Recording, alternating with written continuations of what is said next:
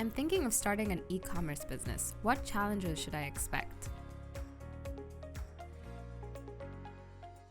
Part of your business is e-commerce. Yes. Not all of it, but part. Yeah, the majority of our business actually is online e-commerce. And honestly, I feel like that in this day and age, that's really where your best bang for buck is.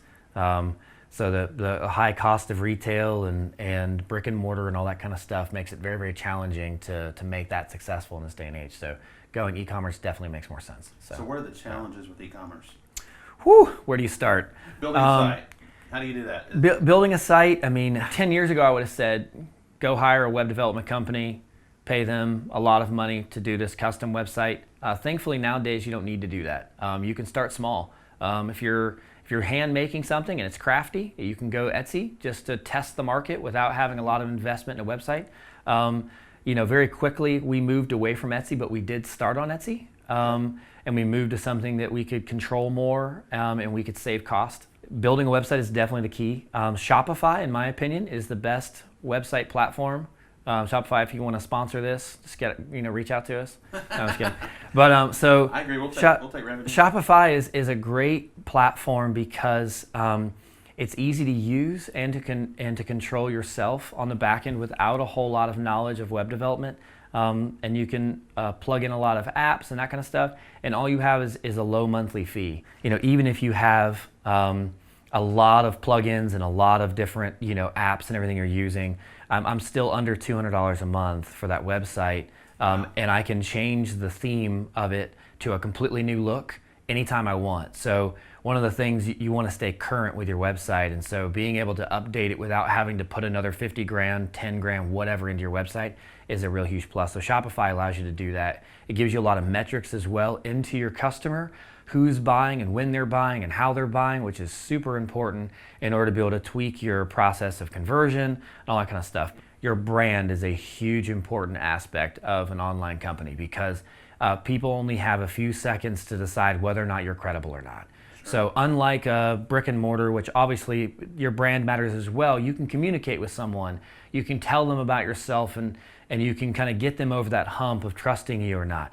Online, you have a few seconds. Okay. So if your brand is not incredibly well done, well thought out to your target market, you're going to lose that customer pretty much instantaneously. Then you've got to be thinking about the different elements of how fast people can find your information. So that's the usability side. So you want things to be set up to where they're easy to find with as least clicks as possible, thinking about all the information that your customer would want, that you would want, all that kind of stuff. So a lot of this honestly takes trial and error.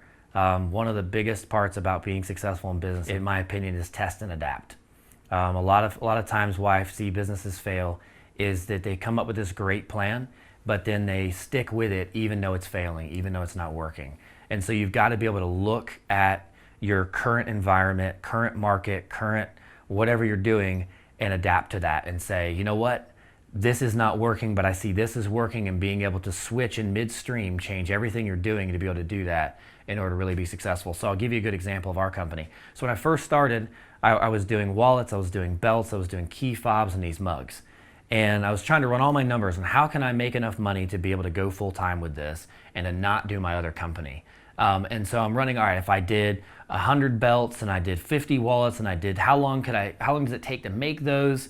And how much money can I make with inside of that? And with all of the profit that's left over, could I actually pay my bills with that, right? But then I started making bags. And instantly, when I started making bags, that's when the sales really started to come in. And so I completely switched my focus and started doing all bags.